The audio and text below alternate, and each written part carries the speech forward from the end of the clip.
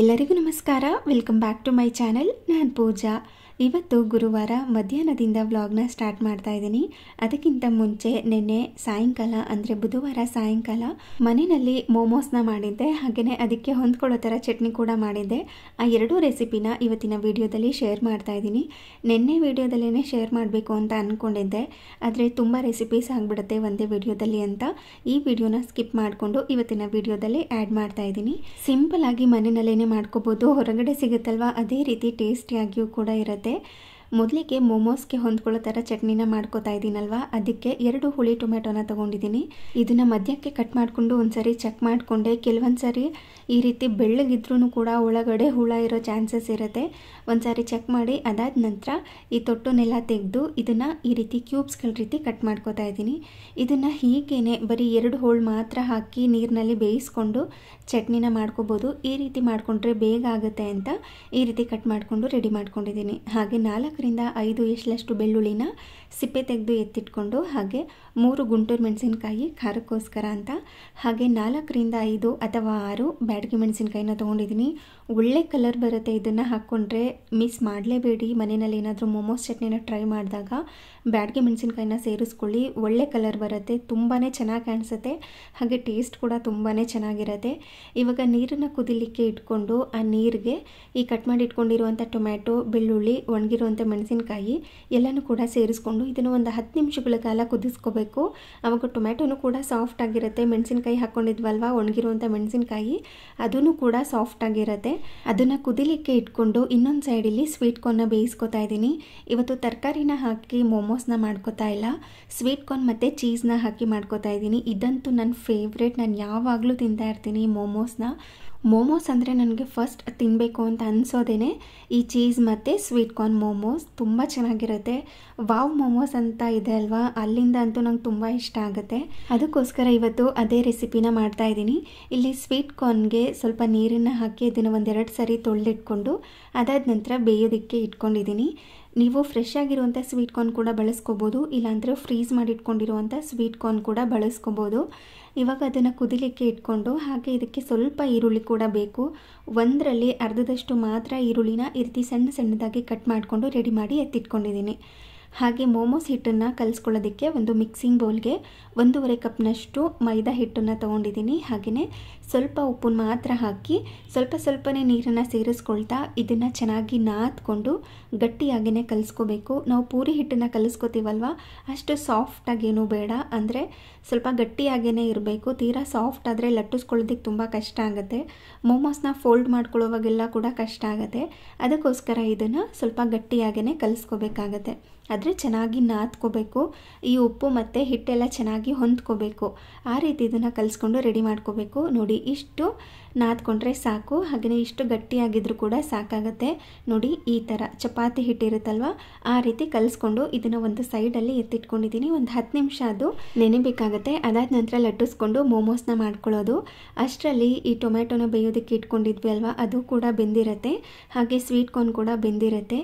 ಇವಾಗ ಕಂಪ್ಲೀಟಾಗಿ ಟೊಮ್ಯಾಟೊ ಎಲ್ಲ ಕೂಲ್ ಆಗೋದಕ್ಕೆ ಬಿಟ್ಟು ಅದಾದ ನಂತರ ಕಂಪ್ಲೀಟಾಗಿ ಕೂಲಾದ ನಂತರ ಒಂದು ಮಿಕ್ಸಿ ಜಾರ್ಗೆ ಈ ಬ್ಯಾಡಗಿ ಮೆಣಸಿನ್ಕಾಯಿ, ಗುಂಟೂರು ಮೆಣಸಿನ್ಕಾಯಿ, ಹಾಗೆ ಬೆಳ್ಳುಳ್ಳಿ, ಹಾಗೆ ಟೊಮ್ಯಾಟೊ ಇದೆಲ್ಲನೂ ಬೇಯಿಸಿಟ್ಕೊಂಡಿದ್ವಲ್ವ, ಅದನ್ನು ಇದರೊಳಗಡೆ ಸೇರಿಸ್ಕೊಂಡು ರುಚಿಗೆ ತಕ್ಕಷ್ಟು ಉಪ್ಪನ್ನು ಹಾಕಿ, ಹಾಗೆ ಸ್ವಲ್ಪ ಸಕ್ಕರೆನ ಸೇರಿಸ್ಕೊಂಡು ನೀರನ್ನು ಹಾಕ್ತೇನೆ ಇದನ್ನು ರುಬ್ಕೋಬೇಕು. ನೋಡಿ, ಈ ಕನ್ಸಿಸ್ಟೆನ್ಸಿಯಲ್ಲಿ ಇರುತ್ತೆ. ನೀರನ್ನು ಹಾಕ್ಕೊಂಡ್ರೆ ತುಂಬ ತೆಳುವಾಗಿಬಿಡುತ್ತೆ, ಟೇಸ್ಟ್ ಚೆನ್ನಾಗಿರೋದಿಲ್ಲ. ಈ ರೀತಿ ಮಾಡಿಕೊಂಡ್ರೆ ತುಂಬ ಚೆನ್ನಾಗಿರುತ್ತೆ. ಅದಾದ ನಂತರ ಇದಕ್ಕೆ ಸ್ವಲ್ಪ ಚಿಲ್ಲಿ ಫ್ಲೇಕ್ಸ್ನ ಹಾಕ್ಕೋತಾ ಇದ್ದೀನಿ. ಹಾಗೆಯೇ ಸ್ವಲ್ಪ ಆರಿಗ್ಯಾನೋ ಕೂಡ ಹಾಕಿ ಚೆನ್ನಾಗಿ ಮಿಕ್ಸ್ ಮಾಡ್ಕೋಬೇಕು. ಬೇಕು ಅಂದರೆ ಇದಕ್ಕೆ ಸಣ್ಣದಾಗಿ ಕಟ್ ಮಾಡಿ ಇಟ್ಕೊಂಡಿರುವಂಥ ಕೊತ್ತಂಬರಿ ಸೊಪ್ಪನ್ನು ಹಾಕಿ ಕೂಡ ಮಿಕ್ಸ್ ಮಾಡ್ಕೋಬೋದು. ನೀವೇನಾದ್ರೂ ಈ ಚಟ್ನಿನ ಸ್ಟೋರ್ ಮಾಡ್ಕೋತಿದ್ದೀರಾ ಅಂತಂದರೆ ಇದನ್ನೆಲ್ಲ ರೆಡಿ ಮಾಡಿಕೊಂಡು ಒಂದು ಪ್ಯಾನ್ಗೆ 1 ಸ್ಪೂನಷ್ಟು ಎಣ್ಣೆನ ಹಾಕಿ ಈ ಚಟ್ನಿನ ಹಾಕಿ ಸ್ವಲ್ಪ ಹೊತ್ತು ಇದನ್ನು ಕುದಿಸ್ಕೊಂಡು ಅದಾದ ನಂತರ ಒಂದು ಏರ್ಟೈಟ್ ಕಂಟೈನರ್ನಲ್ಲಿ ಹಾಕಿ ಸ್ಟೋರ್ ಮಾಡ್ಕೋಬೋದು. 1 ವೀಕ್ ಅಥವಾ 15 ಡೇಸ್ ತನಕ ತುಂಬಾ ಫ್ರೆಶ್ ಆಗಿರುತ್ತೆ. ಟೇಸ್ಟ್ ಕೂಡ ತುಂಬ ಚೆನ್ನಾಗಿರುತ್ತೆ. ನಾನಿವತ್ತು ಇನ್ಸ್ಟೆಂಟಾಗಿ ಮಾಡ್ಕೋತಾ ಇದ್ದೀನಿ, ಯಾವುದೇ ಥರ ಸ್ಟೋರ್ ಮಾಡ್ಕೋತಾ ಇಲ್ಲ. ಸೊ ಹಾಗಾಗಿ ಹಾಗೆಯೇ ಬಳಸ್ಕೊಂಡಿದ್ದೀನಿ. ಹಾಗೆ ಇಲ್ಲಿ ಇನ್ನೊಂದು ಮಿಕ್ಸಿ ಜಾರ್ಗೆ ಬೇಯಿಸಿಟ್ಕೊಂಡಿರುವಂಥ ಸ್ವಲ್ಪ ಸ್ವೀಟ್ ಕಾರ್ನ್ ಹಾಗೆ ಕಟ್ ಮಾಡಿ ಇಟ್ಕೊಂಡಿರುವಂಥ ಈರುಳ್ಳಿನ ಹಾಕಿ ಒಂದೆರಡು ಸತಿ ಮಿಕ್ಸಿನ ಆನ್ ಆಫ್ ಮಾಡಿಕೊಂಡ್ರೆ ಈ ರೀತಿ ಕ್ರಷ್ ಥರ ಆಗಿರುತ್ತೆ. ಅದನ್ನು ಒಂದು ಮಿಕ್ಸಿಂಗ್ ಬೌಲ್ಗೆ ಸೇರಿಸ್ಕೊಂಡು ಉಪ್ಪನ್ನು ಹಾಕಿ ಬೇಯಿಸಿಟ್ಕೊಂಡಿರುವಂಥ ಸ್ವೀಟ್ ಕಾರ್ನ್ ಕೂಡ ಹಾಕಿ ಹಾಗೆಯೇ ತುರಿದಿಟ್ಕೊಂಡಿರುವಂಥ ಚೀಸ್ನ ಹಾಕಿ ಸ್ವಲ್ಪ ಚಿಲ್ಲಿ ಫ್ಲೇಕ್ಸ್ ಹಾಗೆ ಸ್ವಲ್ಪ ಆರಿಗ್ಯಾನೋನ ಸೇರಿಸ್ಕೊಂಡು ರುಚಿಗೆ ತಕ್ಕಷ್ಟು ಉಪ್ಪನ್ನು ಸೇರಿಸ್ಕೊಂಡು ಚೆನ್ನಾಗಿ ಇದನ್ನು ಮಿಕ್ಸ್ ಮಾಡ್ಕೋಬೇಕು. ಸ್ವಲ್ಪ ಚೀಸಲ್ಲೂ ಕೂಡ ಉಪ್ಪಿನಂಶ ಇರುತ್ತೆ, ಹಾಗೆ ಸ್ವೀಟ್ ಕಾರ್ನ್ಗೂ ಕೂಡ ಉಪ್ಪನ್ನು ಹಾಕಿ ಬೇಯಿಸ್ಕೊಂಡಿರ್ತೀವಲ್ವ, ನೋಡಿಕೊಂಡು ಈ ಹಂತದಲ್ಲಿ ಉಪ್ಪನ್ನು ಸೇರಿಸ್ಕೋಬೇಕಾಗತ್ತೆ. ಚೆನ್ನಾಗಿ ಇದನ್ನು ಮಿಕ್ಸ್ ಮಾಡ್ಕೋಬೇಕು. ನಿಮಗೆ ಜಾಸ್ತಿ ಕ್ರೀಮಿಯಾಗಿರಬೇಕು ಹಾಗೆ ಚೀಸಿಯಾಗಿರಬೇಕು ಅಂದರೆ ಚೀಸ್ನ ಜಾಸ್ತಿ ಸೇರಿಸ್ಕೋಬೋದು. ನಾನಿಲ್ಲಿ ಮೀಡಿಯಮ್ ಆಗಿ ತೊಗೊಂಡಿದ್ದೀನಿ, ಅಂದರೆ ಸ್ವೀಟ್ ಕಾರ್ನ್ ಮತ್ತು ಚೀಸ್ ಎರಡನ್ನೂ ಕೂಡ ಸಮ ಪ್ರಮಾಣದಲ್ಲಿ ತೊಗೊಂಡಿದ್ದೀನಿ. ಮೋಮೋಸ್ಗೆ ಹಾಕ್ಕೊಳ್ಳುವಂಥ ಸ್ಟಫಿಂಗ್ ಕೂಡ ರೆಡಿ ಆಯಿತು, ಹಾಗೆಯೇ ಮೋಮೋಸ್ ಚಟ್ನಿ ಕೂಡ ರೆಡಿಯಾಗಿದೆ. ಇವಾಗ ಹಿಟ್ಟನ್ನು ಸ್ವಲ್ಪನೇ ತೊಗೊಂಡು ಈ ರೀತಿ ತೆಳುವಾಗಿ ಲಟ್ಟಿಸ್ಕೋಬೇಕು. ಈ ಕಾರ್ನರಲ್ಲೆಲ್ಲ ಸ್ವಲ್ಪ ತೆಳುವಾಗಿರೋ ಥರ ನೋಡ್ಕೊಳ್ಳಿ. ನಂತರ ಸ್ಟಫಿಂಗ್ನ ಮಧ್ಯದಲ್ಲಿ ಇಟ್ಕೊಂಡು ಈ ರೀತಿ ನೆರಿಗೆ ಥರ ಮಾಡ್ಕೋತೀವಲ್ವ, ಆ ರೀತಿ ಮಾಡ್ಕೊಳ್ತಾ ಇದನ್ನು ಕ್ಲೋಸ್ ಮಾಡ್ಕೋಬೇಕು. ನಿಮಗೆ ಯಾವ ಡಿಸೈನ್ ಬರುತ್ತೋ ಅದನ್ನು ಮಾಡ್ಕೋಬೋದು. ನಿಮಗೆ ಈ ಥರ ಡಿಸೈನ್ ಬರಲಿಲ್ಲ ಅಂದರೆ ನಾರ್ಮಲ್ ಆಗಿ ನಾವು ಗೌರಿ ಹಬ್ಬಕ್ಕೆಲ್ಲ ಗಣೇಶ ಹಬ್ಬಕ್ಕೆಲ್ಲ ಮೋದಕ ಮಾಡ್ತಾ ಇರ್ತೀವಲ್ವ ರೌಂಡಾಗಿ, ಆ ಥರ ಕೂಡ ಮಾಡ್ಕೋಬೋದು. ಆದರೆ ನಾನಿವತ್ತು ಈ ಥರ ಡಿಸೈನ್ ಮಾಡಿಕೊಂಡು ಮೋಮೋಸ್ನ ರೆಡಿ ಮಾಡ್ಕೋತಾ ಇದ್ದೀನಿ. ಅದೇ ರೀತಿಯಲ್ಲಿ ಎಲ್ಲ ಮೋಮೋಸ್ಗಳನ್ನೂ ಕೂಡ ರೆಡಿ ಮಾಡ್ಕೋಬೇಕು. ಎಷ್ಟು ಸಿಂಪಲ್ ಅಂದರೆ ಮಾಡ್ಕೊಳ್ಳೋದು, ಒಂದು ಅರ್ಧ ಗಂಟೆಲೆಲ್ಲ ಮೋಮೋಸ್ ಚಟ್ನಿ ಆಗಿರ್ಬೋದು, ಮೋಮೋಸ್ ಆಗಿರ್ಬೋದು ಎಲ್ಲ ರೆಡಿಯಾಗಿ ಹೋಗ್ಬಿಡುತ್ತೆ. ಅದೇ ನೀವು ತರಕಾರಿ ಮೋಮೋಸ್ ಮಾಡ್ಕೊತಿದ್ದೀರಾ ಅಂತಂದರೆ ಸ್ವಲ್ಪ ತರಕಾರಿನೆಲ್ಲ ಕಟ್ ಮಾಡಿಕೊಂಡು ಅದನ್ನು ಸ್ವಲ್ಪ ಹೊತ್ತು ಫ್ರೈ ಮಾಡ್ಕೊಳ್ಳೋ ಅಷ್ಟರಲ್ಲಿ ಜಾಸ್ತಿ ಟೈಮ್ ತೊಗೊಳುತ್ತೆ. ಆದರೆ ಈ ಥರ ಮೋಮೋಸ್ ಮಾಡ್ಕೊಂಡ್ರೆ ಬೇಗ ಕೂಡ ಮಾಡ್ಕೋಬೋದು ಅಂತ ಇವತ್ತು ಈ ಥರ ಮಾಡ್ತಾಯಿದ್ದೀನಿ. ನನಗಂತೂ ಚೀಸ್ ಐಟಮ್ ಎಲ್ಲ ತುಂಬ ಇಷ್ಟ ಆಗುತ್ತೆ. ಈ ಪಿಜ್ಜಾ ಆಗಿರ್ಬೋದು, ಬರ್ಗರ್ ಆಗಿರ್ಬೋದು, ಹಾಗೆಯೇ ಈ ಥರ ಮೋಮೋಸ್ಗಳಾಗಿರ್ಬೋದು, ಹಾಗೆ ಈ ಪಾಸ್ತಾ, ಈ ಥರದ್ದೆಲ್ಲ ತುಂಬ ಇಷ್ಟ ಆಗುತ್ತೆ. ನಿಮಗೂ ಚೀಸ್ ಐಟಮ್ಗಳು ಜಾಸ್ತಿ ಇಷ್ಟ ಆಗುತ್ತಾ ಅಂತ ಕಮೆಂಟ್ ಮಾಡಿ ತಿಳಿಸಿ. ಇವಾಗ ಒಂದು 5 ರೆಡಿ ಮಾಡಿಕೊಂಡು ಸ್ಟೀಮ್ ಮಾಡ್ಕೊಳ್ಳೋದಕ್ಕೆ ರೆಡಿ ಮಾಡ್ಕೋತಾ ಇದ್ದೀನಿ. ಈ ಥರ ಒಂದು ತೂತುನ್ ಬೋಸಿಗೆ ಸ್ವಲ್ಪ ಒಂದು ಸಾರಿ ಆಯಿಲ್ನ ಗ್ರೀಸ್ ಮಾಡ್ಕೋಬೇಕು ಅಷ್ಟೇ. ಅದಾದ ನಂತರ ಈ ಮೋಮೋಸ್ನೆಲ್ಲ ಇದರೊಳಗಡೆ ಇಟ್ಕೊಂಡು ನಾರ್ಮಲ್ ಆಗಿ ಇಡ್ಲಿನ ಬೇಯಿಸ್ಕೋತೀವಲ್ವ, ಅದೇ ರೀತಿ ಒಂದು 10 ರಿಂದ 12 ನಿಮಿಷಗಳ ಕಾಲ ಸ್ಟೀಮ್ ಮಾಡಿಕೊಂಡ್ರೆ ಮೋಮೋಸ್ ರೆಡಿಯಾಗಿರುತ್ತೆ. ಈ ಥರ ಪಾತ್ರೆ ಇಲ್ಲ ಅಂತಂದರೆ ನಾವು ನಾರ್ಮಲ್ ಆಗಿ ಇಡ್ಲಿನ ಮಾಡ್ಕೋತೀವಲ್ವ, ಅದೇ ಪಾತ್ರೆಗೇ ಸ್ವಲ್ಪ ಎಣ್ಣೆನ ಹಾಕಿ ಗ್ರೀಸ್ ಮಾಡಿಕೊಂಡು ಈ ರೆಡಿ ಮಾಡಿ ಇಟ್ಕೊಂಡಿರುವಂಥ ಮೋಮೋಸ್ನೆಲ್ಲ ಅದರಲ್ಲಿ ಪ್ಲೇಸ್ ಮಾಡಿಕೊಂಡು ನಾರ್ಮಲ್ ಆಗಿ ಇಡ್ಲಿನ ಬೇಯಿಸ್ಕೊತೀವಲ್ವ, ಒಂದು ಲಿಡ್ಡನ್ನು ಕ್ಲೋಸ್ ಮಾಡಿ ಅದೇ ರೀತಿ ಬೇಯಿಸ್ಕೊಳ್ಳೋದು. ನಾನಿವತ್ತು ಒಂದು ಸ್ಟೀಲ್ ಪಾತ್ರೆ ಅಥವಾ ಒಂದು ಕುಕ್ಕರ್ಗೆ ನೀರನ್ನು ಹಾಕಿ ಕುದಿಲಿಕ್ಕೆ ಬಿಡ್ತಾ ಇದ್ದೀನಿ. ಇದು ಕುದಿಯೋ ಹಂತದಲ್ಲಿ ಈ ಪಾತ್ರೆನ ಇದರೊಳಗಡೆ ಪ್ಲೇಸ್ ಮಾಡಿಕೊಂಡು ಒಂದು ಲಿಡ್ಡನ್ನು ಕ್ಲೋಸ್ ಮಾಡಿ ಒಂದು 10 ರಿಂದ 12 ನಿಮಿಷ ಇದನ್ನು ಸ್ಟೀಮ್ ಮಾಡಿಕೊಂಡ್ರೆ ಮೋಮೋಸ್ ರೆಡಿಯಾಗಿರುತ್ತೆ. ನೋಡಿ, ಈ ಥರ ಇರುವಂಥ ಕಲರ್ ಏನಿದೆ ವೈಟ್ ಕಲರ್, ಅದು ಚೇಂಜ್ ಆಗಿರುತ್ತೆ. ನೋಡಿ, ಬೆಂದಾದ ನಂತರ ಈ ರೀತಿ ಸ್ವಲ್ಪ ಕ್ರೀಮಿಶ್ ಕಲರ್ ಇರುತ್ತಲ್ವ, ಆ ಥರ ಆಫ್ ವೈಟ್ ಕಲರ್ ಇರುತ್ತಲ್ವ, ಆ ಥರ ಆಗಿರುತ್ತೆ. ಆವಾಗ ಮೋಮೋಸ್ ರೆಡಿಯಾಗಿದೆ ಅಂತ ಅರ್ಥ. ಇವಾಗ ಇದನ್ನು ಒಂದು ಪ್ಲೇಟ್ಗೆ ಹಾಕಿ ಸರ್ವ್ ಮಾಡ್ತಾ ಇದ್ದೀನಿ. ಬಿಸಿ ಬಿಸಿ ಹಾಗೇನೆ ಒಬ್ಬೊಬ್ರಿಗೆ ಒಂದೊಂದು ಸಾರಿನೇ ಹಾಕ್ಕೊಟ್ಟೆ. ಚಿಕ್ಕ ಪಾತ್ರೆಯಲ್ಲಿ ಹಾಕಿ ಬೇಯಿಸ್ಕೊತಾ ಇದ್ದೆ ಅಲ್ವಾ, ಎಲ್ಲನೂ ಒಟ್ಟಿಗೆ ಹಾಕ್ಕೊಟ್ರೆ ಫಸ್ಟ್ ಬ್ಯಾಚ್ ಏನಿದೆ ಅದು ಕಂಪ್ಲೀಟಾಗಿ ಕೂಲ್ ಆಗಿಬಿಡುತ್ತೆ. ಹಾಗೆ ಚೀಸ್ ಏನಿರುತ್ತಲ್ವ ಅದೆಲ್ಲ ಸ್ವಲ್ಪ ಗಟ್ಟಿಯಾಗಿಬಿಟ್ಟಿರುತ್ತೆ ಅಂತ ಒಬ್ಬೊಬ್ರಿಗೆ ಒಂದು 5 ಮಾಡಿ ಅವಾಗಲೇ ಬಿಸಿಯಾಗಿ ಕೊಟ್ಟೆ. ಅದ್ರ ಜೊತೆ ಈ ಮೋಮೋಸ್ ಚಟ್ನಿ ಮಾಡಿದ್ದೆ ಅಲ್ವಾ, ಅದನ್ನು ಕೂಡ ಸರ್ವ್ ಮಾಡ್ತಾಯಿದ್ದೀನಿ. ನೋಡಿ ಎಷ್ಟು ಚೆನ್ನಾಗಿದೆ, ಎಷ್ಟು ಕ್ರೀಮಿಯಾಗಿದೆ ಅಂತ. ಈ ಚೀಸ್ ಎಲ್ಲ ಒಳಗಡೆ ತುಂಬ ಚೆನ್ನಾಗಿ ಮೆಲ್ಟ್ ಆಗಿರುತ್ತೆ. ನಾನು ಮೊದಲೇ ಹೇಳ್ದಾಗೆ ನಿಮಗೆ ಚೀಸ್ ಏನಾದರೂ ಜಾಸ್ತಿ ಬೇಕು, ತುಂಬ ಕ್ರೀಮಿಯಾಗಿರಬೇಕು ಅಂದರೆ ಚೀಸ್ನ ಜಾಸ್ತಿ ಹಾಕ್ಕೊಂಡ್ರೆ ತುಂಬ ಕ್ರೀಮಿಯಾಗಿ ಇರುತ್ತೆ.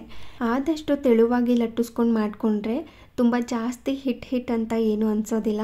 ಮೈದಾ ಹಿಟ್ಟಿನ ಬದಲಾಗಿ ನೀವು ಗೋಧಿ ಹಿಟ್ಟಿನಿಂದ ಕೂಡ ಮಾಡ್ಕೋಬೋದು. ಆದರೆ ಗೋಧಿ ಹಿಟ್ಟಿನ ಮೋಮೋಸ್ಗೂ ಮೈದಾ ಹಿಟ್ಟಿನ ಮೋಮೋಸ್ಗೂ ತುಂಬಾ ಡಿಫ್ರೆನ್ಸ್ ಇರುತ್ತೆ. ಹೆಲ್ತ್ ಕಾನ್ಷಿಯಸ್ ಇರೋರು ನೀವು ಗೋಧಿ ಹಿಟ್ಟಿನಿಂದ ಮಾಡಿಕೊಂಡು ಒಮ್ಮೆ ಟ್ರೈ ಮಾಡಿ, ನಿಮಗೂ ಕೂಡ ಇಷ್ಟ ಆಗ್ಬೋದು. ಇಷ್ಟ ಆದರೆ ನಿಮ್ಮ ಮನೆಯವ್ರಿಗೂ ಕೂಡ ಒಮ್ಮೆ ಮಾಡಿಕೊಡಿ, ಅವ್ರಿಗೂ ಕೂಡ ಇಷ್ಟ ಆಗ್ಬೋದು. ಇದು ನಿನ್ನೆ ಸ್ನ್ಯಾಕ್ಸ್ ಆಯಿತು. ಇವತ್ತಿನ ಸ್ನ್ಯಾಕ್ಸ್ಗೋಸ್ಕರ ಅಂದರೆ ಗುರುವಾರದ ಸ್ನ್ಯಾಕ್ಸ್ಗೋಸ್ಕರ ಬೇಕ್ರಿಯಿಂದ ಸ್ವಲ್ಪ ಪಫ್ಸ್ನೆಲ್ಲ ತೊಗೊಂಡು ಬಂದಿದ್ವಿ. ಮನೇಲೇ ಮಾಡ್ಕೊಂಡು ತಿನ್ಬೋದಿತ್ತು, ಅಂದರೆ ಬೇರೆ ಏನಾದರೂ ಸ್ನ್ಯಾಕ್ಸ್ನ ಮಳೆ ಕೂಡ ಬರ್ತಾಯಿತ್ತು. ಆದರೆ ಯಾಕೋ ವೆಜಿಟೇಬಲ್ ಪಫ್ಸ್ ತಿನ್ನಬೇಕು ಅಂತ ಅನಿಸ್ತಾ ಇತ್ತು, ಅದಕ್ಕೋಸ್ಕರ ಹೋಗಿ ತೊಗೊಂಡು ಬಂದ್ವಿ. ಆದರೆ ನಾವು ಅಂದ್ಕೊಂಡಿದ್ದು ಸಿಗಲೇ ಇಲ್ಲ. ಕೊನೆಗೆ ಪನ್ನೀರ್ ಪಫ್ಸ್ನ ತೊಗೊಂಡು ಬಂದಿದ್ದಾಯಿತು. ಹಾಗೆ ಸ್ವಲ್ಪ ಬ್ರೆಡ್ ಟೋಸ್ಟ್, ಹಾಗೆ ದಿಲ್ ಪಸಂದ್ ತೊಗೊಂಡು ಬಂದ್ವಿ. ಹಾಗೆ ಸ್ವಲ್ಪ ಖಾರ ಬುಂದಿ ಕೂಡ ಬೇಕಾಗಿತ್ತು ಅಂತ ಅದನ್ನು ಕೂಡ ತೊಗೊಂಡು ಬಂದ್ವಿ. ನನಗಂತೂ ಪಫ್ಸ್ ಅಂದರೆ ತುಂಬ ಇಷ್ಟ ಆಗುತ್ತೆ. ವೆಜಿಟೇಬಲ್ಸ್ ಆಗಿರ್ಬೋದು, ಪನ್ನೀರ್ ಆಗಿರ್ಬೋದು. ಆದರೆ ಒಳಗಡೆ ಸ್ಟಫಿಂಗಿಂತ ಹೊರಗಡೆ ಸ್ವಲ್ಪ ಕ್ರಿಸ್ಪಿಯಾಗಿರುತ್ತೆ ನೋಡಿ, ಲೇಯರ್ ಅದನ್ನು ತಿನ್ನೋದಕ್ಕೆ ನನಗೆ ತುಂಬ ಇಷ್ಟ. ತುಂಬ ಜನಕ್ಕೆ ಆ ಥರ ಇಷ್ಟ ಆಗುತ್ತೆ. ಯಾರಿಗೆಲ್ಲ ಆ ಥರ ಅಂದರೆ ಸ್ವಲ್ಪ ಕ್ರಿಸ್ಪಿಯಾಗಿ ಈ ಪಫ್ಸ್ ಹೊರಗಡೆ ಇರುತ್ತಲ್ವ ಆ ಥರ ತಿನ್ನೋದಕ್ಕೆ ಇಷ್ಟ ಅಂತ ಕಮೆಂಟ್ ಮಾಡಿ ತಿಳಿಸಿ. ಮಧ್ಯಾಹ್ನದ ಅಡುಗೆಗೋಸ್ಕರ ಅವರೆಕಾಳನ್ನ ಹುರಿದು ಸಾಂಬಾರನ್ನ ಮಾಡಿದ್ದೆ. ಹಾಗೆ ಅದಕ್ಕೆ ರೈಸ್ ಕೂಡ ಮಾಡಿದ್ದೆ. ಇನ್ನು ಸಾಯಂಕಾಲಕ್ಕೆ ಮುದ್ದೆ ಮಾಡ್ಕೊಳ್ಳೋಣ ಅಂತ ಊಟ ಎಲ್ಲ ಮುಗಿಸ್ಕೊಂಡು ಹಾಗೆಯೇ ಮಡಿ ಎಲ್ಲ ಮಾಡಿಕೊಂಡು ಇಲ್ಲಿ ದೇವ್ರ ಮನೆ ಕ್ಲೀನ್ ಮಾಡ್ಕೊಳ್ಳೋದಕ್ಕೆ ಬಂದಿದ್ದೀನಿ. ದೇವ್ರ ಮನೆ ಕ್ಲೀನಿಂಗ್ ವಿಚಾರ ಮೊನ್ನೆ ವಿಡಿಯೋದಲ್ಲೇ ಶೇರ್ ಮಾಡಿದ್ದೀನಿ. ನಾನು ಯಾಕೆ ಗುರುವಾರನೇ ಕ್ಲೀನ್ ಮಾಡ್ಕೋತೀನಿ, ಹಾಗೆಯೇ ಶುಕ್ರವಾರ ಯಾಕೆ ಮಾಡೋದಿಲ್ಲ ಅಂತ, ಗುರುವಾರ ಪೂಜೆ ಮಾಡಲ್ವಾ ಅಂತೆಲ್ಲ ಕೇಳ್ತಿದ್ರಲ್ಲ, ಅದಕ್ಕೆಲ್ಲ ಕ್ವಶನ್ಗೆ ಮೊನ್ನೆ ವಿಡಿಯೋದಲ್ಲೇ ಆನ್ಸರ್ ಮಾಡಿದ್ದೀನಿ. ಇವತ್ತು ಗುರುವಾರನೇ ಅಂದರೆ ಬೆಳಿಗ್ಗೆ ಪೂಜೆನ ಮುಗಿಸ್ಕೊಂಡಿರ್ತೀನಿ. ಇನ್ನು ಸಾಯಂಕಾಲ ಏನು ಪೂಜೆ ಮಾಡೋದಿಲ್ಲ, ದೇವ್ರ ಮನೆಯೆಲ್ಲ ಕ್ಲೀನ್ ಮಾಡ್ಕೊಂಡಿರ್ತೀನಲ್ವ. ಇನ್ನು ಶುಕ್ರವಾರ ಬೆಳಿಗ್ಗೆನೇ ಪೂಜೆ ಮಾಡೋದು. ಇವಾಗಲೇ ದೇವ್ರ ಫೋಟೋನು ಕೂಡ ಕ್ಲೀನ್ ಮಾಡ್ಕೋತೀನಿ. ವಾರಕ್ಕೆ ಒಂದು ಸಾರಿ ಮಾತ್ರ ದೇವ್ರ ಫೋಟೋ ಎಲ್ಲ ಕ್ಲೀನ್ ಮಾಡ್ಕೊಳ್ಳೋದು. ವಿಭೂತಿ ಎಲ್ಲ ಇಟ್ಟಿರ್ತೀವಲ್ವ ಅದನ್ನೆಲ್ಲನೂ ಕೂಡ ಈ ರೀತಿ ನೀಟಾಗಿ ಒರೆಸ್ಕೊಳ್ಳೋದು. ಅದಕ್ಕೆ ಅಂತಲೇ ಒಂದು ಈ ಥರ ವಸ್ತ್ರ ಬರುತ್ತೆ ಪೂಜೆಗೆ ಅಂತ, ಕೆಂಪು ಟವಲ್ ಥರ ಇರುತ್ತಲ್ವ ಅದನ್ನು ಬಳಸ್ಕೊಂಡು ಕ್ಲೀನ್ ಮಾಡ್ಕೋತೀನಿ. ಒಂದು ಸಾರಿ ಡ್ರೈ ಆಗೇ ದೇವ್ರ ಮನೆಯೆಲ್ಲ ಈ ರೀತಿ ಕ್ಲೀನ್ ಮಾಡಿಕೊಂಡು, ಅಂದರೆ ರಂಗೋಲಿ ಹಾಕಿರೋದು ಹಾಗೆ ಹೂವಿನ ಕಡ್ಡಿ ಎಲ್ಲ ಬಿದ್ದಿರುತ್ತಲ್ವ ಅದನ್ನೆಲ್ಲ ಕ್ಲೀನ್ ಮಾಡಿಕೊಂಡು ಅದಾದ ನಂತರ ಅದೇ ಟವಲ್ನ ಇನ್ನೊಂದು ಸಾರಿ ವಾಶ್ ಮಾಡಿಕೊಂಡು ಮತ್ತು ಫೋಟೋಸ್ನೆಲ್ಲ ಒರೆಸಿ ಎತ್ತಿಟ್ಕೊಂಡಿರ್ತೀನಿ ಒಂದು ಮೂಲೆಯಲ್ಲಿ. ಅಂದರೆ ಈ ಸೈಡ್ ಒರೆಸ್ಕೊಂಡು ಎತ್ತಿಟ್ಕೊಂಡಿದ್ದೆ. ಇವಾಗ ಇನ್ನು ನಾರ್ಮಲ್ ದೇವ್ರ ಮನೆ ಒರೆಸೋದಕ್ಕೆ ಅಂತ ಒಂದು ಬಟ್ಟೆನ ಇಟ್ಕೊಂಡಿರ್ತೀನಲ್ವ ಅದನ್ನು ಬಳಸ್ಕೊಂಡು ದೇವ್ರ ಮನೆಯೆಲ್ಲ ಒರೆಸ್ಕೊಂಡು ಅದಾದ ನಂತರ ಅಂದರೆ ಈ ಕೆಂಪು ವಸ್ತ್ರ ಇರುತ್ತಲ್ವ ಅದರಿಂದ ದೇವ್ರ ಫೋಟೋನೆಲ್ಲ ಒರೆಸಿ ಇನ್ನೊಂದು ಕಡೆ ಎತ್ತಿಟ್ಕೋತಾ ಇರ್ತೀನಿ. ಈ ರೀತಿ ಒಂದೇ ಸಾರಿ ಕ್ಲೀನ್ ಮಾಡ್ಕೊಳ್ಳೋದು, ಅಂದರೆ ವಾರಕ್ಕೆ ಒಂದು ಸಾರಿ ಕ್ಲೀನ್ ಮಾಡ್ಕೋತೀನಿ. ಶುಕ್ರವಾರ ಸ್ಪೆಷಲಾಗಿ ಪೂಜೆ ಮಾಡ್ತಾ ಇರೋದ್ರಿಂದ ಗುರುವಾರ ಸಾಯಂಕಾಲನೇ ಕ್ಲೀನ್ ಮಾಡ್ಕೋತಾ ಇರ್ತೀನಿ. ಇನ್ನು ನಮಗೆ ವಾರದ ದಿನ ಅಂತಂದರೆ ಸೋಮವಾರ ಶುಕ್ರವಾರ 2 ದಿನವೂ ಇರುತ್ತೆ. ಅದಕ್ಕೆ ಒಂದು ಗುರುವಾರ ಸಾಯಂಕಾಲ ಇಲ್ಲ ಭಾನುವಾರ ಸಾಯಂಕಾಲ ಕ್ಲೀನ್ ಮಾಡ್ಕೊಂಡಿರ್ತೀನಿ. ಒಬ್ಬೊಬ್ರಿಗೆ ವಾರದ ದಿನ ಒಂದೊಂದು ಇರುತ್ತೆ. ಅಂದರೆ ಶನಿವಾರ ಮಾಡ್ತಿರ್ತಾರೆ, ಸೋಮವಾರ ಇಲ್ಲ ಅಂದರೆ ಶುಕ್ರವಾರ ಈ ಥರ ಇರುತ್ತೆ. ನಮಗೆ ಸೋಮವಾರ ಶುಕ್ರವಾರ 2 ದಿನವೂ ಇರುತ್ತೆ. ಸೊ ಹಾಗಾಗಿ ಈ ಥರ ವಾರಕ್ಕೆ ಒಂದು ಸಾರಿ ಕ್ಲೀನ್ ಮಾಡ್ಕೊಳ್ಳೋದು. ದೇವ್ರ ಮನೆ ಪಾತ್ರೆನೆಲ್ಲ ತೊಳೆದಿದ್ದಾದಮೇಲೆ ಬಟ್ಟೆಯಿಂದ ಒಮ್ಮೆ ಚೆನ್ನಾಗಿ ಒರೆಸ್ಕೊಂಡು ಎತ್ತಿಟ್ಕೊಂಡ್ಬಿಡ್ತೀನಿ. ಆವಾಗ ಈ ಹಿತ್ತಾಳೆ ಪಾತ್ರೆ ಮೇಲೆ ಆಗಿರ್ಬೋದು ಹಾಗೆ ಬೆಳ್ಳಿ ಪಾತ್ರೆ ಮೇಲೆಲ್ಲ ಸ್ವಲ್ಪ ಡಾಟ್ಸ್ ಬರುತ್ತಲ್ವ ಅದೆಲ್ಲ ಇರೋದಿಲ್ಲ, ತುಂಬ ನೀಟಾಗಿ ಶೈನಿಂಗ್ ಆಗಿರುತ್ತೆ ಅಂತ. ಒರೆಸಿಲ್ಲ ಅಂದರೆ ಇದ್ರ ಮೇಲೆಲ್ಲ ಡಾಟ್ಸ್ ಹಾಗೇ ಕೂತ್ಬಿಟ್ಟಿರುತ್ತೆ. ಏನಾದ್ರೂ ಸಾಲ್ಟ್ ವಾಟರ್ ಥರ ಏನಾದರೂ ಬಂದಿದ್ರೆ ಆವಾಗ ಇನ್ನೂ ಜಾಸ್ತಿ ಕಲೆ ಎದ್ದು ಕಾಣಿಸ್ತಾ ಇರುತ್ತೆ ಅಂತ ಈ ರೀತಿ ಕ್ಲೀನ್ ಮಾಡ್ಕೊಂಡಿದ್ದಾಗಲೇ, ಅಂದರೆ ದೇವ್ರ ಮನೆ ಪಾತ್ರೆ ಎಲ್ಲ ತೊಳೆದಿದ ನಂತರ ಬಟ್ಟೆಯಿಂದ ಇನ್ನೊಮ್ಮೆ ಚೆನ್ನಾಗಿ ಒರೆಸ್ಕೊಂಡು ಎತ್ತಿಟ್ಕೊಂಡಿರ್ತೀನಿ. ಈ ಪಾತ್ರೆ ಅಂತಲ್ಲ, ಎಲ್ಲ ಪಾತ್ರೆಗಳನ್ನೂ ಅಷ್ಟೇ. ಇನ್ನು ಅಡುಗೆ ಮಾಡ್ತೀನಲ್ವ ಆ ಪಾತ್ರೆಗಳನ್ನೂ ಕೂಡ ನೀರೆಲ್ಲ ಸೋರೋದಕ್ಕೆ ಇಟ್ಕೊಂಡು ಒಂದು ಸಾರಿ ಸೋರಿದ ನಂತರ ನೀಟಾಗಿ ಬಟ್ಟೆಯಿಂದ ಒರೆಸ್ಕೊಂಡು ಎಲ್ಲೆಲ್ಲಿ ಪಾತ್ರೆಗಳನ್ನ ಇಟ್ಕೋಬೇಕು ಅಲ್ಲಲ್ಲಿ ನೀಟಾಗಿ ಸೆಟ್ ಮಾಡ್ಕೊಂಡ್ಬಿಡ್ತೀನಿ. ಹಾಗೆಯೇ ಈ ಪಾತ್ರೆನೂ ಕೂಡ ಕ್ಲೀನ್ ಮಾಡ್ಕೋಬೇಕಾಗಿತ್ತು. ಅಂದರೆ ಹಾಲ್ನಲ್ಲಿ ನೀರು ಮತ್ತು ಹೂವನ್ನ ಹಾಕಿ ಇಟ್ಟಿರ್ತೀನಲ್ವ ಅದನ್ನು ಕ್ಲೀನ್ ಮಾಡ್ಕೊಳ್ಳೋದಕ್ಕೆ ಇವತ್ತು ನಿಂಬೆ ಹಣ್ಣಿನ ರಸನ ಎಲ್ಲ ತೆಗೆದಿದ ನಂತರ ಆ ಸಿಪ್ಪೆನ ಬಿಸಾಕೋದ್ರ ಬದಲು ಅದನ್ನು ಬಳಸ್ಕೊಂಡು ಇವತ್ತು ಇದನ್ನು ಕ್ಲೀನ್ ಮಾಡ್ಕೋತಾ ಇದ್ದೀನಿ. ಇದಕ್ಕೆ ಯಾವುದೇ ಥರ ಎಕ್ಸ್ಟ್ರಾ ಏನೂ ಬೇಡ. ಈ ನಿಂಬೆ ಹಣ್ಣಿನ ರಸ ಇದ್ದರೆ ಸಾಕು, ಈ ಸಿಪ್ಪೆ ಇದ್ರೇ ಸಾಕು. ಇದನ್ನು ಈ ರೀತಿ ಈ ಪಾತ್ರೆ ಮೇಲೆ ಚೆನ್ನಾಗಿ ರಬ್ ಮಾಡ್ತಾ ಹೋದರೆ ಅದರಲ್ಲಿರುವಂಥ ಕಲೆ ಎಲ್ಲ ಹೋಗಿಬಿಡುತ್ತೆ, ತುಂಬ ಶೈನಿಂಗಾಗಿ ಆಗುತ್ತೆ. ಟೈಮ್ ಇತ್ತು ಅಂದರೆ ಸ್ವಲ್ಪ ಹೊತ್ತು ಬಿಟ್ಟರೆ ಅದು ತುಂಬ ಚೆನ್ನಾಗಿ ಕ್ಲೀನಾಗಿರುತ್ತೆ. ಟೈಮ್ ಇಲ್ಲ ಅಂತಂದರೆ ಈ ರೀತಿ ಒಮ್ಮೆ ಚೆನ್ನಾಗಿ ರಬ್ ಮಾಡಿಕೊಂಡು ಅದಕ್ಕೆ ರಂಗೋಲಿ ಪುಡಿ ಇಲ್ಲ ಅಂತ ಅಂದರೆ ಪಾತ್ರೆ ತೊಳೆಯೋದಕ್ಕೆ ಸಬೀನಾ ಪುಡಿ ಇರುತ್ತಲ್ವ ಅದನ್ನು ಹಾಕಿ ಇನ್ನೊಮ್ಮೆ ಚೆನ್ನಾಗಿ ಕ್ಲೀನ್ ಮಾಡಿಕೊಂಡ್ರೆ ಇನ್ನೂ ಶೈನಿಂಗಾಗಿ ಕಾಣಿಸ್ತಾ ಇರುತ್ತೆ. ನೋಡಿ ಎಷ್ಟು ಚೆನ್ನಾಗಿ ರೆಡಿ ಆಗಿದೆ ಅಂತ.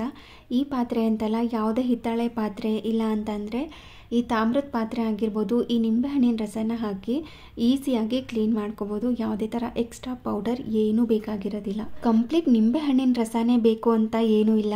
ನಿಂಬೆಹಣ್ಣಿನ ರಸನೆಲ್ಲ ತೆಗೆದು ಜ್ಯೂಸ್ ಮಾಡ್ಕೊಂಡು ಕುಡಿದು ಆ ಸಿಪ್ಪೆ ಎಲ್ಲ ಇರುತ್ತಲ್ವ ಅದನ್ನು ಬಳಸ್ಕೊಂಡು ಕೂಡ ಕ್ಲೀನ್ ಮಾಡ್ಕೋಬೋದು. ಕ್ಲೀನಿಂಗ್ ಕೆಲಸ ಎಲ್ಲ ಮುಗಿದ ಮೇಲೆ ಸಾಯಂಕಾಲ ಸ್ವಲ್ಪ ತರಕಾರಿ ಎಲ್ಲ ಬೇಕಾಗಿತ್ತು ಅಂತ ತೊಗೊಂಡು ಬರೋದಕ್ಕೆ ಹೋಗಿದ್ದೆ. ಸಾಯಂಕಾಲ ಹೋದ್ರಂತೂ ತರಕಾರಿ ಒಂದು ಸ್ವಲ್ಪನೂ ಚೆನ್ನಾಗಿರೋದಿಲ್ಲ. ಬೆಳಗ್ಗೆ ಮಾತ್ರನೇ ಹೋಗಬೇಕು. ಬೆಳಗ್ಗೆ ಹೋಗೋದಕ್ಕೆ ಟೈಮ್ ಆಗಲಿಲ್ಲ ಅಂತ ಸಾಯಂಕಾಲ ಹೋಗಿದ್ದೆ. ಅಂದರೆ ಹೂವು ಹಣ್ಣು ಮತ್ತು ವೀಳ್ಯದೆಲೆ ಎಲ್ಲ ಬೇಕಲ್ವಾ, ಅದನ್ನು ಕೂಡ ತರಬೇಕು. ಅದ್ರ ಜೊತೆ ಸ್ವಲ್ಪ ತರಕಾರಿನೂ ತೊಗೊಂಡು ಬಂದುಬಿಡೋಣ ಅಂತ ಹೋದರೆ ಈ ಥರ ಆಗಿತ್ತು. ಅದರಲ್ಲೂ ಸ್ವಲ್ಪ ಚೆನ್ನಾಗಿತ್ತು. ಅದನ್ನೇ ನೀಟಾಗಿ ಒಂದೊಂದನ್ನೇ ಆರಿಸ್ಕೊಂಡು ತೊಗೊಂಡು ಬಂದೆ. ನಾನು ಆಲ್ರೆಡಿ ಒಂದು ಸಾರಿ ಶೇರ್ ಮಾಡಿದ್ದೀನಿ. ಆನ್ಲೈನಲ್ಲಿ ಕೆಲವೊಂದು ಸಾರಿ ಕೆಲವೊಂದು ಐಟಮ್ಗಳು ಕಡಿಮೆ ಇರುತ್ತೆ. ಎಕ್ಸಾಂಪಲ್ ಅವತ್ತು ಒಂದು ಐಟಮ್ನ ಹೇಳಿದ್ದೆ. ಇವತ್ತು ಆನ್ಲೈನಲ್ಲಿ ಕ್ಯಾರೆಟ್ ಕಡಿಮೆ ಇತ್ತು. ಅಂದರೆ ಈ ಮಾರ್ಕೆಟ್ನಲ್ಲಿ ಕ್ಯಾರೆಟ್ ಸ್ವಲ್ಪ ರೇಟ್ ಜಾಸ್ತಿ ಇತ್ತು. ಕೆ ಜಿ 130 140 ಹಾಕಿದ್ರು ಮಾರ್ಕೆಟ್ನಲ್ಲಿ. ಆನ್ಲೈನಲ್ಲಿ 100 ರೂಪಾಯಿ ಇತ್ತು ಕೆ ಜಿ. ಹಾಗೆಯೇ ಸ್ಪ್ರಿಂಗ್ ಆನಿಯನ್ ಅಷ್ಟೇ, ಆನ್ಲೈನಲ್ಲಿ ಕಡಿಮೆ ಇದ್ದರೆ ಇಲ್ಲಿ ಜಾಸ್ತಿ ಇರುತ್ತೆ. ಬಟ್ ಮಶ್ರೂಮ್ ಮಾತ್ರ ಮಾರ್ಕೆಟಲ್ಲಿ ಕಡಿಮೆ ಇತ್ತು, ಆನ್ಲೈನಲ್ಲಿ ಜಾಸ್ತಿ ಇತ್ತು. ಈ ಥರ ಒಂದೊಂದು ಜಾಸ್ತಿ ಇರುತ್ತೆ, ಒಂದೊಂದು ಕಡಿಮೆ ಇರುತ್ತೆ. ಕ್ಯಾರೆಟ್ ಒಂದಿತ್ತು ಅಂತ ತೊಗೊಂಡು ಬರಲಿಲ್ಲ. ಕ್ಯಾರೆಟ್ ಕೂಡ ಚೆನ್ನಾಗಿರಲಿಲ್ಲ, ತುಂಬ ದಪ್ಪ ದಪ್ಪ ಕ್ಯಾರೆಟ್ ಇತ್ತು, ಅದಕ್ಕೋಸ್ಕರ ತರಲಿಲ್ಲ ಅಷ್ಟೇ. ಇನ್ನು ಸ್ವಲ್ಪ ಮಾತ್ರ ತರಕಾರಿನ ತೊಗೊಂಡು ಬಂದೆ. ಇನ್ನು ನಾಳೆ ನಾಳಿದ್ರಲ್ಲಿ ಇನ್ನೊಂದು ಸಾರಿ ಹೋಗಿ ತೊಗೊಂಡು ಬರೋಣ ಅಂತ. ತರಕಾರಿ ಕಡಿಮೆ ಸಿಕ್ಕಿತ್ತು ಮತ್ತು ಚೆನ್ನಾಗಿರಲಿಲ್ಲ ಅಲ್ವಾ, ಅದಕ್ಕೋಸ್ಕರ ಅದ್ರ ಬದಲಾಗಿ ಸೊಪ್ಪನ್ನ ತೊಗೊಂಡು ಬಂದಿದ್ದೆ ಇವತ್ತು. ಹಾಗೆಯೇ ಹೂವು, ಹಣ್ಣು, ವೀಳ್ಯದೆಲೆ, ದೀಪದೆಣ್ಣೆ ಕೂಡ ಖಾಲಿಯಾಗಿತ್ತು, ಅದು ಕೂಡ ತೊಗೊಂಡು ಬಂದು. ಇನ್ನು ಕರ್ಪೂರ, ಇನ್ನೆಲ್ಲ ಪೂಜೆ ಐಟಮ್ಸ್ಗಳು ಬೇಕೇ ಬೇಕು. ಹೋಗಿದ್ದು ತೆಂಗಿನಕಾಯಿ ತೊಗೊಂಡು ಬರಲೇಬೇಕು ಅಂತ. ಕೆಲವೊಂದು ಸಾರಿ ಒಂದೊಂದು ಐಟಮ್ನ ಮಿಸ್ ಮಾಡೇ ಬಿಡ್ತೀವಿ. ಇವತ್ತು ತೆಂಗಿನಕಾಯಿ ಮಿಸ್ ಆಯಿತು, ಮತ್ತೆ ಕೆಳಗಡೆ ಕಳಿಸಿದ್ದೆ ತೆಂಗಿನಕಾಯಿ ತೊಗೊಂಬನ್ನಿ ಅಂತ. ತೆಂಗಿನಕಾಯಿ ಕೂಡ ತೊಗೊಂಡು ಬಂದು ಇಲ್ಲಿ ತಂದಿರುವಂಥ ಟೊಮ್ಯಾಟೊ ತರಕಾರಿನೆಲ್ಲ ಎತ್ತಿಟ್ಕೋತಾ ಇದ್ದೀನಿ, ಕ್ಲೀನ್ ಮಾಡ್ಕೊಂಡು ಸ್ಟೋರ್ ಮಾಡ್ಕೊಳ್ಳೋಣ ಅಂತ. ಸೌತೆಕಾಯಿಯು ಅಷ್ಟೇ ಫ್ರೆಶ್ ಆಗಿರಲೇ ಇಲ್ಲ, ಅಂದರೆ ಸ್ವಲ್ಪ ಬಲ್ತೋಗಿರೋ ಥರ ಇತ್ತು. ಸೌತೆಕಾಯಿ ಕೂಡ ಬೇಕಾಗಿತ್ತು. ಹಾಗೆಯೇ ಸ್ವಲ್ಪ ಬೀಟ್ರೂಟ್ ಕೂಡ ತೊಗೊಂಡು ಬಂದೆ. ಬೀಟ್ರೂಟ್ ಅಂತೂ ತುಂಬ ಚೆನ್ನಾಗಿತ್ತು, ಎಷ್ಟು ದಪ್ಪ ದಪ್ಪ ಇತ್ತು. ಒಂದೊಂದೇ ಅರ್ಧ ಕೆ ಜಿ ಬರ್ತಾಯಿತ್ತು, ಅಷ್ಟಿತ್ತು. 3/4 ಕೆ ಜಿನೂ ಕೂಡ ಬರ್ತಾಯಿತ್ತು, ಅಷ್ಟು ದಪ್ಪ ಇರುವಂಥ ಬೀಟ್ರೂಟ್ ಇತ್ತು, ಫ್ರೆಶ್ ಆಗಿತ್ತು. ಸೊ ಅದಕ್ಕೋಸ್ಕರ ಬೀಟ್ರೂಟ್ 1 ಕೆ ಜಿ ತೊಗೊಂಡು ಬಂದೆ. ಇನ್ನು ಕ್ಯಾಪ್ಸಿಕಮ್ ಮತ್ತು ತೊಂಡೆಕಾಯಿ ಇದೆಲ್ಲ ಬೇಕಿತ್ತು, ನಾಳೆ ವಾಂಗಿಬಾತ್ ಮಾಡಬೇಕಿತ್ತು, ಅದಕ್ಕೋಸ್ಕರ ಬದನೆಕಾಯಿ ಈ ಥರ ಎಲ್ಲ ತೊಗೊಂಡು ಬಂದು ಇವಾಗ ಕ್ಲೀನ್ ಮಾಡಿಕೊಂಡು ಸ್ಟೋರ್ ಮಾಡ್ಕೊಳ್ಳೋದು. ಪಾಲಕ್ ಸೊಪ್ಪಂತೂ ಎಷ್ಟು ಫ್ರೆಶ್ ಆಗಿತ್ತು ಅಂದರೆ, ಅವರೇ ಈ ಬೇರೆಲ್ಲ ಇರುತ್ತಲ್ವ ಅದನ್ನೆಲ್ಲ ತೆಗೆದಿಟ್ಟಿದ್ರು, ತುಂಬಾ ಚೆನ್ನಾಗಿತ್ತು. ಹಾಗೆ ಕೊತ್ತಂಬರಿ ಸೊಪ್ಪು ಮತ್ತು ಇನ್ನೊಂದು ಉಪ್ಸಾರು ಏನಾದರೂ ಮಾಡ್ಕೊಳ್ಳೋಣ ಅಂತ ಇನ್ನೊಂದು ಥರ ಸೊಪ್ಪನ್ನು ತೊಗೊಂಡು ಬಂದಿದ್ದೀನಿ.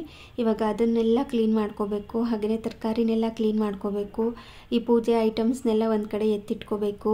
ಇನ್ನೂ ಎಷ್ಟೊಂದು ಕೆಲಸ ಇತ್ತು, ಅದನ್ನೆಲ್ಲ ಆಮೇಲೆ ಮಾಡೋಣ. ಫಸ್ಟು ಟೀ ಏನಾದರೂ ಮಾಡ್ಕೊಂಡು ಕುಡಿದು ಅದಾದ ನಂತರ ಕೆಲಸ ಎಲ್ಲ ಸ್ಟಾರ್ಟ್ ಮಾಡ್ಕೊಳ್ಳೋಣ ಅಂದ್ಕೊಂಡು ಟೀ ಮಾಡ್ಕೊಳ್ಳೋದಕ್ಕೆ ಇಟ್ಕೊಂಡು, ಇನ್ನೊಂದು ಸೈಡು ಬ್ರೆಡ್ ಟೋಸ್ಟ್ ಮಾಡ್ಕೊಳ್ಳೋಣ ಅಂತ ತವ ಇಟ್ಕೊಳ್ಳೋ ಅಷ್ಟರಲ್ಲಿ ಸೈಡಲ್ಲಿ ಸಿಮ್ಮಲ್ಲಿ ಇಡೋದನ್ನೇ ಮರ್ತೋಗಿತ್ತು. ಟೀನ ಹುಕ್ ಬಂದು ಕೆಳಗಡೆ ಎಲ್ಲ ಚೆಲ್ಲೋಯ್ತು. ಅದು ವೇಸ್ಟ್ ಆದ್ರೂ ಪರವಾಗಿಲ್ಲ ಅನಿಸುತ್ತೆ. ಕೆಲವೊಂದು ಸಾರಿ ಆ ಕ್ಲೀನಿಂಗ್ ಕೆಲಸ ಇದೆ ಅಲ್ವಾ, ಅದು ಜಾಸ್ತಿ ಅಂತ ಅನಿಸುತ್ತೆ. ಟೀ ಸುರಿದ್ರೂ ತೊಂದರೆ ಇಲ್ಲ, ಈ ಕ್ಲೀನಿಂಗ್ ಕೆಲಸ ಮಾತ್ರ ಬೇಡಪ್ಪ ಅಂತ ಅನಿಸುತ್ತೆ. ಮತ್ತು ಅದನ್ನೆಲ್ಲ ಕ್ಲೀನ್ ಮಾಡ್ಕೊಂಡು ಕೂತ್ಕೊಂಡ್ರೆ ಮತ್ತೆ ಟೈಮ್ ಆಗಿಬಿಡುತ್ತೆ ಅಂತ. ಇನ್ನು ಮುದ್ದೆ ಎಲ್ಲ ಮಾಡ್ಕೋಬೇಕು. ಅದನ್ನೆಲ್ಲ ಮುಗಿಸ್ಕೊಂಡು ಒಟ್ಟಿಗೆ ಸ್ಟವ್ನು ಕೂಡ ಕ್ಲೀನ್ ಮಾಡ್ಕೊಳ್ಳೋಣ ಅಂತ ಅದನ್ನೆಲ್ಲ ಕ್ಲೀನ್ ಮಾಡ್ಕೊಳ್ಳೋದಕ್ಕೆ ಹೋಗಲೇ ಇಲ್ಲ. ಟೀ ಕೂಡ ಕುದ್ದಿತ್ತು. ಮತ್ತು ಇನ್ನೇನು ಹಣ್ಸೋದು, ಈ ಥರ ಒಂದು ಸೈಡ್ ಮಾತ್ರ ಬ್ರೆಡ್ ಟೋಸ್ಟ್ ಮಾಡಿಕೊಂಡು ಟೀನ ರೆಡಿ ಮಾಡಿಕೊಂಡು ಟೀ ಕುಡಿದು ಮತ್ತೆ ಕೆಲಸ ಸ್ಟಾರ್ಟ್ ಮಾಡ್ಕೊಳ್ಳೋಣ ಅಂತ ಅಂದ್ಕೊಂಡು ಇಲ್ಲಿ ಬ್ರೆಡ್ ಟೋಸ್ಟ್ ಮಾಡ್ಕೋತಾ ಇದ್ದೀನಿ. ಒಂದೊಂದು ಬೇಕ್ರಿನಲ್ಲಿ ಒಂದೊಂದು ಥರ ಬ್ರೆಡ್ ಇರುತ್ತೆ. ಇವತ್ತು ತಂದಿರುವಂಥ ಬ್ರೆಡ್ ಎಷ್ಟು ಸಾಫ್ಟಾಗಿತ್ತು ಅಂದರೆ, ಈ ಹನಿ ಕೇಕ್ ಇರುತ್ತಲ್ವ ಆ ಥರ ಸಾಫ್ಟಾಗಿತ್ತು. ನಮಗಂತೂ ತುಂಬ ಇಷ್ಟ ಆಗೋಯ್ತು ಈ ಬ್ರೆಡ್ ಅಂತೂ, ಅಷ್ಟು ಸಾಫ್ಟಾಗಿತ್ತು. ನಾರ್ಮಲಾಗಿ ತರುವಂಥ ಬೇಕ್ರಿಲಿ ಬಿಟ್ಟು ಬೇರೆ ಕಡೆಯಿಂದ ತಂದಿದ್ವಿ. ಸೊ ಹಾಗಾಗಿ ನಮಗೂ ಇಷ್ಟ ಆಯಿತು. ಮೋಸ್ಟ್ಲಿ ಟೇಸ್ಟ್ ಏನಾದರೂ ಚೇಂಜ್ ಇತ್ತು ಅಂತ ಅನಿಸುತ್ತೆ, ಆದರೆ ಸಾಫ್ಟ್ನೆಸ್ ಮಾತ್ರ ತುಂಬ ಚೆನ್ನಾಗಿತ್ತು. ಹಾಗೆ ಟೀ ಟೈಮ್ ಸ್ನ್ಯಾಕ್ಸ್ ಎಲ್ಲ ಮುಗಿಸ್ಕೊಂಡು ಇಲ್ಲಿ ಸೊಪ್ಪನ್ನೆಲ್ಲ ಕ್ಲೀನ್ ಮಾಡ್ಕೋಬೇಕಾಗಿತ್ತಲ್ವ, ಅದನ್ನು ಕ್ಲೀನ್ ಮಾಡ್ಕೊಳ್ಳೋಣ. ಹಾಗೆ ಸ್ವಲ್ಪ ಅವರೆಕಾಳು ಕೂಡ ತೊಗೊಂಡು ಬಂದಿದ್ವಿ, ಅದನ್ನು ಕೂಡ ಸಿಪ್ಪೆನೆಲ್ಲ ತೆಗೆದು ಕಾಳೆಲ್ಲ ತೆಗೆದಿಟ್ಕೊಳ್ಳೋಣ ಫ್ರಿಜ್ನಲ್ಲಿ ಅಂತ ರೆಡಿ ಮಾಡ್ಕೋತಾ ಇದ್ದೀವಿ. ಹಾಗೆ ತೆಂಗಿನಕಾಯಿ ನಾರನ್ನು ಕೂಡ ಇವಾಗಲೇ ತೆಗೆದಿಟ್ಕೊಂಡ್ರೆ ತೆಂಗಿನಕಾಯಿ ಒಡೆದಾಗ ನೀಟಾಗಿ ಓಪನ್ ಆಗುತ್ತೆ. ಅಂದರೆ ನಾರು ಥರ ಏನಾದರೂ ಇದ್ದಾಗ ತೆಂಗಿನಕಾಯಿ ಒಡೆದು ಎಳ್ನೀರು ಹೊರಗಡೆ ಬಂದ್ರೂ ಕೂಡ ಅದು ಓಪನ್ನೇ ಆಗಿರೋದಿಲ್ಲ, ನಾರೆಲ್ಲ ಅಂಟ್ಕೊಂಡಿರುತ್ತಲ್ವ. ಹಾಗಾಗಿ ಈ ನಾರನ್ನೆಲ್ಲ ತೆಗೆದಿಟ್ಕೊಂಡ್ರೆ ನಾವು ಒಡೆದಿದ್ದ ತಕ್ಷಣ ನೀಟಾಗಿ ಓಪನ್ ಆಗುತ್ತೆ ಅಂತ ಅದನ್ನು ಕೂಡ ಕ್ಲೀನ್ ಮಾಡ್ಕೊಳ್ಳೋದಕ್ಕೆ ಎತ್ತಿಟ್ಕೊಂಡು ಈ ಅವರೆಕಾಳನ್ನು ಬಿಡಿಸಿ ಎತ್ತಿಟ್ಕೋತಾ ಇದ್ದೀನಿ. ಇವಾಗ ಸೀಸನ್ ಅಲ್ಲ, ಆದ್ರೂ ಕೂಡ ಯಾರೋ ಗದ್ದೆನಲ್ಲಿ ಬೆಳೆದಿದ್ರು ಅನಿಸುತ್ತೆ. ನಾರ್ಮಲಾಗಿ ಅವರೆಕಾಳನ್ನ ಈ ಹೊಲ ಇರುತ್ತಲ್ವ ಅಲ್ಲಿ ಬೆಳೀತಾರೆ, ಯಾರೋ ಗದ್ದೆಯಲ್ಲಿ ಬೆಳೆದಿದ್ರು. ಈ ಸೀಸನಲ್ಲಿ ಸೀಸನ್ ಅಲ್ಲದೆ ಇದ್ರೂ ಕೂಡ ಅವರೆಕಾಳು ಸಿಕ್ಕಿತ್ತು. ಒಂದು ಅವರೆಕಾಳು ಕೂಡ ವೇಸ್ಟ್ ಆಗಿರಲಿಲ್ಲ ಗೊತ್ತಾ, ಎಷ್ಟು ಚೆನ್ನಾಗಿತ್ತು ಅಂದರೆ ಒಂದು ಕೂಡ ಹುಳ ಇರಲಿಲ್ಲ. ಕಾಳಂತೂ ಅಷ್ಟೇ ಚೆನ್ನಾಗಿತ್ತು. ನೋಡೋದಕ್ಕೆ ಸ್ವಲ್ಪ ಪುಟ್ಟ ಪುಟ್ಟದಾಗಿದ್ರೂ ಕೂಡ ತುಂಬಾ ಫ್ರೆಶ್ ಆಗಿ ತುಂಬಾ ಚೆನ್ನಾಗಿತ್ತು. ನೋಡ್ತಿದ್ರೇ ನಿಮಗೂ ಗೊತ್ತಾಗಿರುತ್ತೆ. ಏನಾದ್ರೂ ಸ್ಪೆಷಲಾಗಿ ಅಡುಗೆ ಮಾಡೋಣ ಅಂತ ಅಂದ್ಕೊಂಡಿದ್ದೀನಿ ಅವರೆಕಾಳಲ್ಲಿ. ಅಂದರೆ ಈ ಸಬ್ಸಿಗೆ ಸೊಪ್ಪು ಮತ್ತು ಅವರೆಕಾಳೆಲ್ಲ ಹಾಕಿ ಉಪ್ಪಿಟ್ಟು ಮಾಡಿದ್ರೆ ಚೆನ್ನಾಗಿರುತ್ತೆ ಅಂತ ರೆಡಿ ಮಾಡ್ಕೊಂಡು ಎತ್ತಿಟ್ಕೊಂಡಿದ್ದಾಯಿತು. ಹಾಗೆ ಕೊತ್ತಂಬರಿ ಸೊಪ್ಪು, ಪಾಲಕ್ ಸೊಪ್ಪು ಮತ್ತು ಉಪ್ಸಾರಿಗೆ ತಂದಿರುವಂಥ ಸೊಪ್ಪೆಲ್ಲ ಇತ್ತಲ್ವ ಅದನ್ನೆಲ್ಲ ಬಿಡಿಸಿಟ್ಕೊಂಡಿದ್ದಾಯಿತು. ಇದನ್ನೆಲ್ಲ ಇನ್ನೂ ಸ್ಟೋರ್ ಮಾಡ್ಕೋಬೇಕು ಫ್ರಿಜ್ನಲ್ಲಿ. ಈ ಪಾಲಕ್ ನೋಡ್ತಾ ಇದ್ರೇ ಇವಾಗಲೇ ಏನಾದರೂ ಮಾಡ್ಕೊಂಡು ತಿನ್ನಬೇಕು ಅನಿಸ್ತಾ ಇತ್ತು, ಅಷ್ಟು ಫ್ರೆಶ್ಶಾಗಿ ಕಾಣಿಸ್ತಾ ಇತ್ತು. ಹಾಗೆ ಅವರೆಕಾಳು ನೋಡ್ತಿದ್ದೀರಲ್ವ, ಇದು ಕೂಡ ಅಷ್ಟೇ ಫ್ರೆಶ್ಶಾಗಿ ಕಾಣಿಸ್ತಾ ಇತ್ತು. ಅದನ್ನೆಲ್ಲ ಸ್ಟೋರ್ ಮಾಡ್ಕೊಂಡಿದ್ದ ನಂತರ ಈ ನೈಟ್ ಡಿನ್ನರ್ಗೋಸ್ಕರ ಮಧ್ಯಾಹ್ನ ಮಾಡಿದ್ದು ಸಾಂಬಾರೇ ಇತ್ತು, ಅದಕ್ಕೇ ಮುದ್ದೆ ಮಾಡ್ಕೊಂಡಿದ್ದೆ. ಮುದ್ದೆ ತಿನ್ನಲ್ವ ಪೂಜಾ, ಮುದ್ದೆ ಮಾಡಲ್ವ ಪೂಜಾ ಅಂತ ಕೇಳ್ತಾನೆ ಇರ್ತೀರಾ. ಇನ್ನು ನೈಟ್ ಡಿನ್ನರ್ ಟೈಮ್ನಲ್ಲಿ ಇನ್ನೇನು ಅಡುಗೆ ಕೆಲಸ ಇರೋದಿಲ್ಲ, ಬ್ಲಾಗ್ ಕೂಡ ಕಂಟಿನ್ಯೂ ಮಾಡಿರೋದಿಲ್ಲ ಅಲ್ವಾ. ಸೊ ಹಾಗಾಗಿ ಮುದ್ದೆನ ಶೇರ್ ಮಾಡಿರೋದಿಲ್ಲ ಅಷ್ಟೇ. ಅಂದರೆ ಈ ಮುದ್ದೆ ಪ್ಲೇಟ್ ಏನಿದೆ, ಈ ಪಿಕ್ ಆಗಿರ್ಬೋದು ಅಥವಾ ಏನಾದರೂ ವಿಡಿಯೋ ಕ್ಲಿಪ್ ಆಗಿರ್ಬೋದು, ಏನೂ ಶೇರ್ ಮಾಡಿರೋದಿಲ್ಲ ಅಷ್ಟೇ. ಸೊ ಹಾಗಾಗಿ ನಿಮಗೆ ಮುದ್ದೆ ತಿನ್ನಲ್ಲ ಅಂತ ಅನಿಸಿರುತ್ತೆ. ಚಪಾತಿನೇ ಮಾಡ್ತಿರ್ತೀರಲ್ಲ ಪೂಜಾ ಅಂತ ಹೇಳ್ತಿರ್ತೀರಾ. ಚಪಾತಿನೂ ಮಾಡ್ತೀವಿ, ಮುದ್ದೆನೂ ಮಾಡ್ತೀವಿ, ಜಾಸ್ತಿ ರೈಸ್ ಐಟಮ್ ಮಾಡ್ತೀವಿ, ನಮ್ಗೆ ಅದೇ ಇಷ್ಟ. ಸೊ ಹಾಗಾಗಿ ರಾತ್ರಿ ಊಟ ಎಲ್ಲ ಮುಗಿಸ್ಕೊಂಡು ಸ್ಟವ್ನು ಕೂಡ ಕ್ಲೀನ್ ಮಾಡ್ಕೋತಾ ಇದ್ದೀನಿ. ಹಾಗೆ ಈ ಟೈಲ್ಸ್ ಆಗಿರ್ಬೋದು, ಕೌಂಟರ್ ಟಾಪ್ ಆಗಿರ್ಬೋದು ಎಲ್ಲನೂ ಕೂಡ ಇವತ್ತೇ ಕ್ಲೀನ್ ಮಾಡ್ಕೊಳ್ಳೋದು. ಹಾಗೆ ಕ್ಲೀನಿಂಗ್ ಮಾಡಿದ ನಂತರ ಈ ಬಟ್ಟೆ ಎಲ್ಲ ಇರುತ್ತಲ್ವ, ಮನೆ ಒರೆಸೋ ಬಟ್ಟೆ, ಈ ಮಸಿ ಬಟ್ಟೆ ಅಂತೆಲ್ಲ ಇಟ್ಕೊಂಡಿರ್ತೀವಲ್ವ, ಅದನ್ನೆಲ್ಲ ಇವಾಗ ಕ್ಲೀನ್ ಮಾಡ್ಕೊಳ್ಳೋದಕ್ಕೆ ರೆಡಿ ಮಾಡ್ಕೋತಾ ಇದ್ದೀನಿ. ಅದಕ್ಕೆ ಅಂತ ಒಂದು ಪಾತ್ರೆನ ಇಟ್ಕೊಂಡಿದ್ದೀನಿ, ಒಂದು ವೇಸ್ಟ್ ಪಾತ್ರೆ. ಅದಕ್ಕೆ ನೀರನ್ನು ಹಾಕಿ ಆ ನೀರನ್ನು ಸ್ವಲ್ಪ ಹೊತ್ತು ಬಿಸಿ ಮಾಡ್ಕೋತೀನಿ. ಬಿಸಿ ಮಾಡ್ಕೊಂಡಿದ ನಂತರ ಅದಕ್ಕೆ ಈ ಸೋಪಿನ ಪೌಡರ್ ಇರುತ್ತಲ್ವ, ಅಂದರೆ ಈ ಸರ್ಫ್ ಇರುತ್ತಲ್ವ, ಅದನ್ನು ಹಾಕಿ ಅದು ಸ್ವಲ್ಪ ಬಿಸಿ ಆದ ನಂತರ ಈ ಬಟ್ಟೆಗಳೇನಿತ್ತು ಅಂದರೆ ಕ್ಲೀನ್ ಮಾಡ್ಕೊಂಡಿರೋವಂಥದ್ದು, ಎಷ್ಟೇ ಆಯಿಲ್ ಏನಾದರೂ ಇದ್ದರೂ ಕೂಡ ಅದು ತುಂಬ ಚೆನ್ನಾಗಿ ಹೋಗಿಬಿಡುತ್ತೆ. ನೋಡಿ, ಇದು ಈ ಥರ ಆಯಿಲ್ ಎಲ್ಲ ಆಗಿದೆ, ಹಾಗೆ ಅರಿಶಿನ ಪುಡಿ ಎಲ್ಲ ಆಗಿದೆ, ಆದರೂ ಕೂಡ ತುಂಬ ಚೆನ್ನಾಗಿ ಕ್ಲೀನ್ ಆಗುತ್ತೆ. ಈ ಥರ ನೀವು ಒಮ್ಮೆ ಟ್ರೈ ಮಾಡಿ. ಯಾವಾಗಲೂ ಇದೇ ಥರ ಮಾಡ್ತೀನಿ ನಾನು. 2 ದಿನಕ್ಕೆ ಒಂದು ಸಾರಿ ಈ ರೀತಿ ಕ್ಲೀನ್ ಮಾಡ್ಕೋತೀನಿ ಬಟ್ಟೆನೆಲ್ಲ. ತುಂಬ ಜಾಸ್ತಿ ಏನಾದ್ರೂ ಗಲೀಜಾಗಿತ್ತು ಅಂದರೆ ಅವಾಗಲೇ ಕ್ಲೀನ್ ಮಾಡ್ಕೊಳ್ಳೋದು. ಜಾಸ್ತಿ ಏನೂ ಗಲೀಜಾಗಿಲ್ಲ ಅಂದರೆ 2 ದಿನಕ್ಕೆ ಒಂದು ಸಾರಿ ಈ ರೀತಿ ಕ್ಲೀನ್ ಮಾಡ್ಕೋತೀನಿ. ಈ ಬಿಸಿ ನೀರು ಇರುತ್ತಲ್ವ, ಅದಕ್ಕೆ ಈ ಬಟ್ಟೆನ ಹಾಕಿ ಇದನ್ನು ಮುಳುಗಿಸ್ಬೇಕು. ಫುಲ್ ಒಳಗಡೆ ಎಲ್ಲ ಬಟ್ಟೆ ಎಲ್ಲ ಅದರೊಳಗಡೆ ನೀರಿನಲ್ಲಿ ಮುಳುಗೋಗಬೇಕು. ಆ ರೀತಿ ಇದನ್ನು ಸೆಟ್ ಮಾಡಿಕೊಂಡು ಇದನ್ನು ರಾತ್ರಿ ಇಡೀ ಹಾಗೇ ಬಿಟ್ಟು ಬೆಳಗ್ಗೆ ಎದ್ದು ಕ್ಲೀನ್ ಮಾಡ್ಕೊಳ್ಳೋದು.